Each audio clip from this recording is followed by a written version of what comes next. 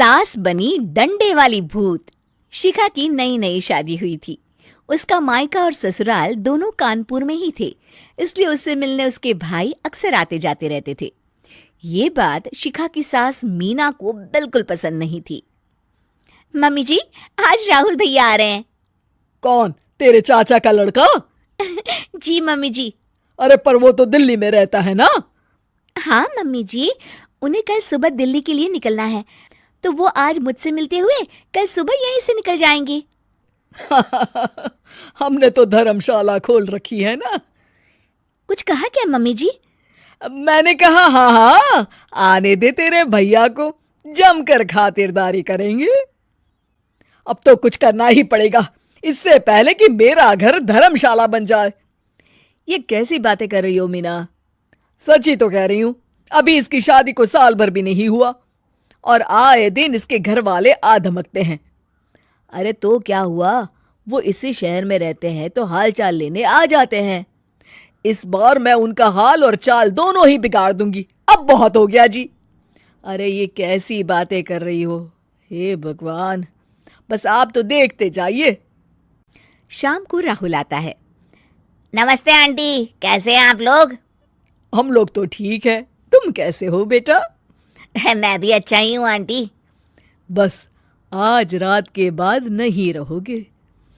चलिए भैया, मैं आपको हमारा घर दिखाती हूँ। रात में खाने के टेबल पर शिखा, रोहित कहीं दिखाई नहीं दे रहा। जी भैया, वो ऑफिस के काम से बाहर गए हैं, कल शाम तक आएंगे। अच्छा अच्छा। बेटा, क्या तुम भूत प्रेत में मानते हो? नहीं नहीं आंटी जी, पर अचानक आपको ये ख्याल कहाँ से आ गया?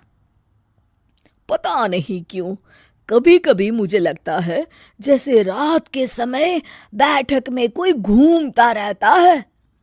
ये आप क्या कह रही हैं मम्मी जी? हाँ, तुम लोग घबरा ना जाओ, इसलिए मैंने आज तक इस बारे में कुछ नहीं कहा। ये आपका वहम होगा आंटी जी, ऐसा कुछ नहीं होता। हो सकता है। चलो अब मेरा सोने का टाइम हो गया है तो चलती हूँ मैं। शिखा बेटा, राहुल के सोने की व्यवस्था वहीं दीवान पर कर देना। जी पापा जी। अब चलिए भी। अच्छा, तो बैठक में सोने वाले हैं साहबजादे। क्या बड़बड़ा रही हो? कुछ नहीं, आप सो जाइए। मीना और महेश के सोने के बाद शिखा और राहुल आपस में बात कर रहे होते हैं, तभी डोरबेल बजती है। अरे आप! सरप्राइज! काम जल्दी खत्म हो गया तो मैं आज ही चला आया। ये तो बहुत अच्छा किया। देखिए राहुल भैया भी आए हुए हैं, आप दोनों का मिलना भी हो जाएगा। कैसे हो रोहित? मैं तो ठीक हूँ भैया। शिखा, मैं भी आज यहीं सो जाता हूँ, राहुल भैया से बातचीत भी हो जाएगी। अच्छा अच्छा, ठीक है।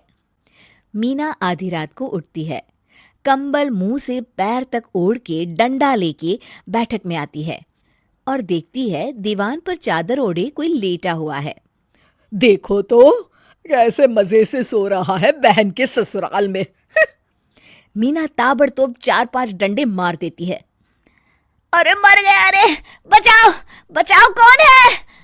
मीना जल्दी से अपने कमरे में भाग जाती है।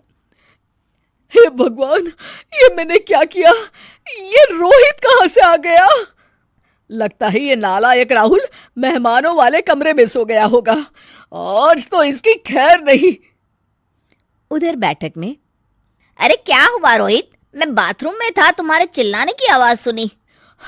पता है भैया, मैं सो रहा था, अचानक से कोई आकर मुझे डंडे मारने लगा। ये क्या कह रहे हो?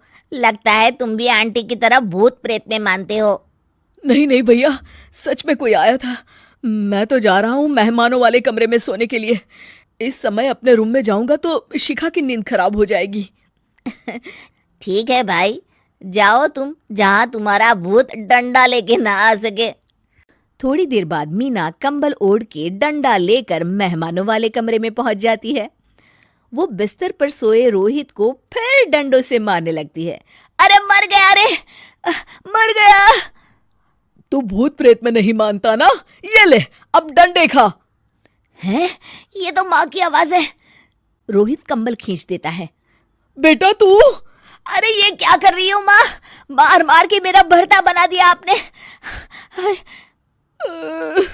माफ कर दे मेरे लाल, मैंने तो तुझे ही मार मार के लाल कर दिया। मैं तो उस राहुल के बच्चे को सबक सिखाना चाहती थी। राहुल भैया को?